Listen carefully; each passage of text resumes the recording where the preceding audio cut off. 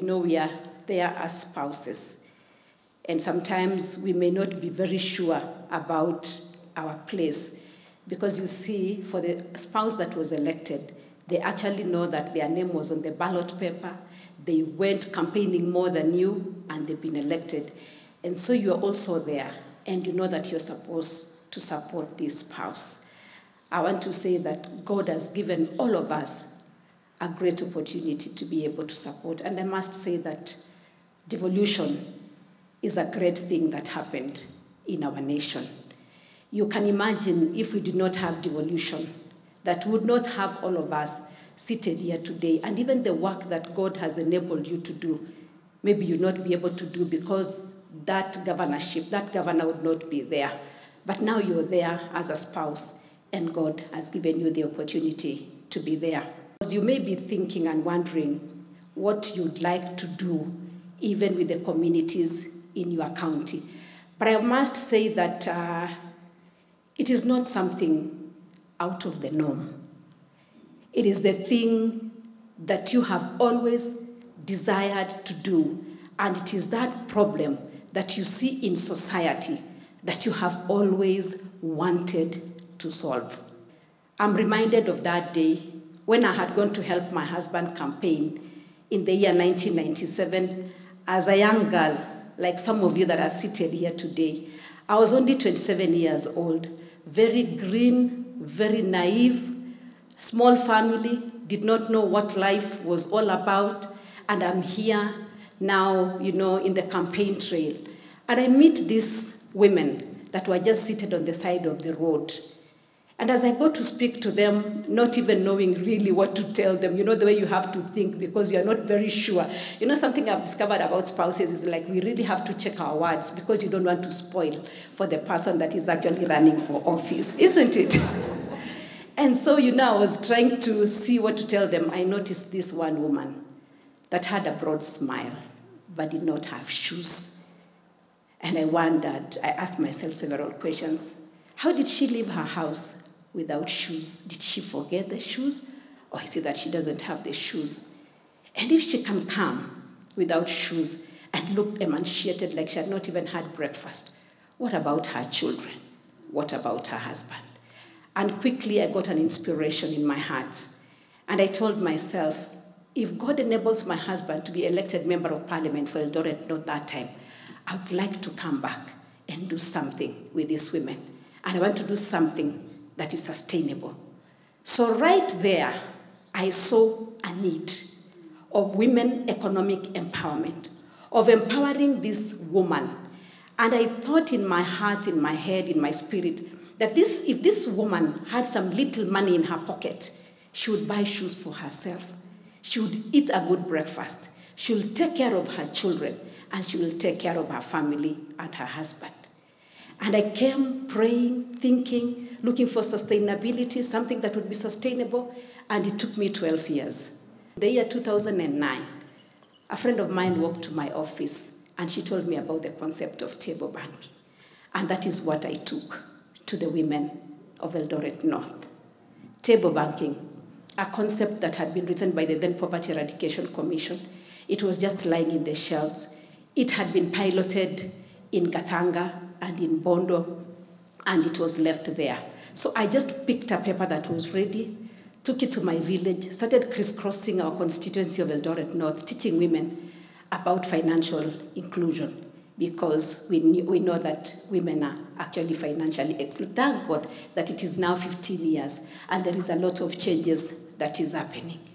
And so that is how Joyful Women Organization was born on the 31st of August of 2009, under a tree. And we decided to call this organization Joyful Women, after that one woman that did not have shoes, looked like had not had breakfast, but was very joyous and very joyful. And we said, we want to take this joy to every home. And how do we take this joy to every home? By putting money in the pockets of our women. As the first spouses, let's trust God to be able to do something in the counties that God has given us at such a time as this, to be able to change the life of somebody. It may not be the entire county, because I know some of those counties are very big in terms of landmass or even in terms of population, but do something that is going to change the life of someone. And so now that God has blessed me and, my husband to be in this office, I would like just to suggest one or two things that we can do together, even as we continue to support the work that you do as first spouses.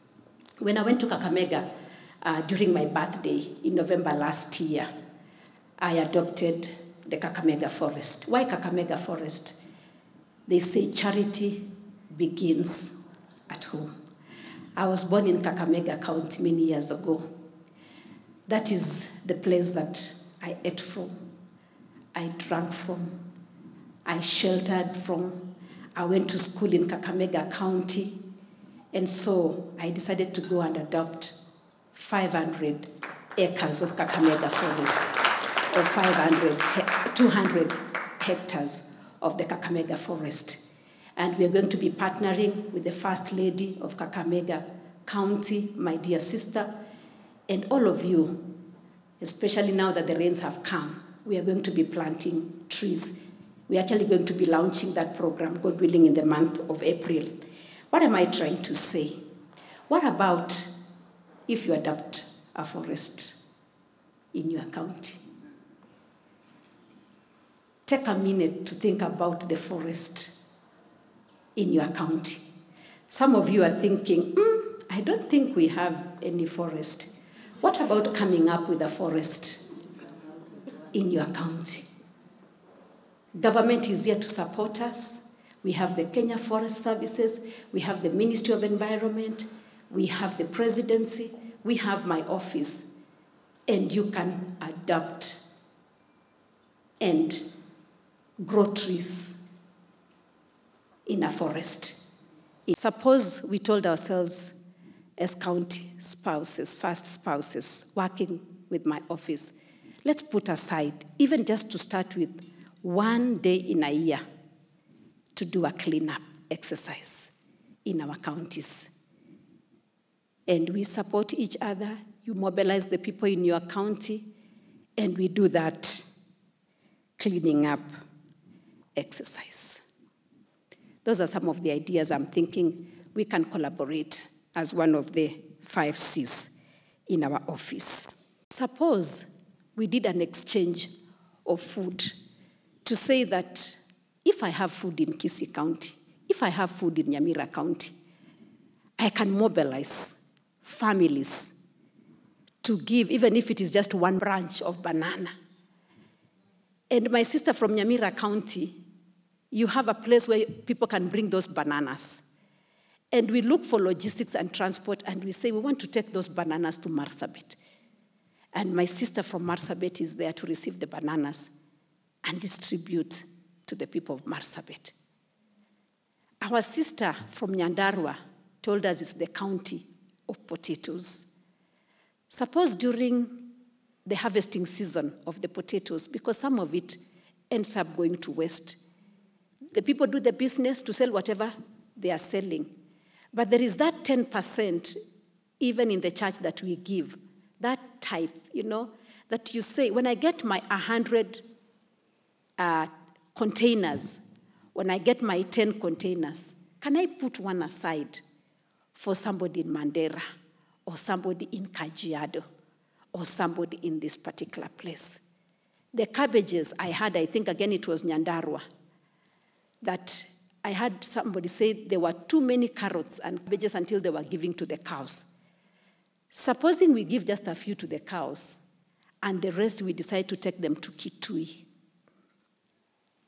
Our first spouse from Kirinyaga, I know Kirinyaga is one of the richest counties with all the horticulture products.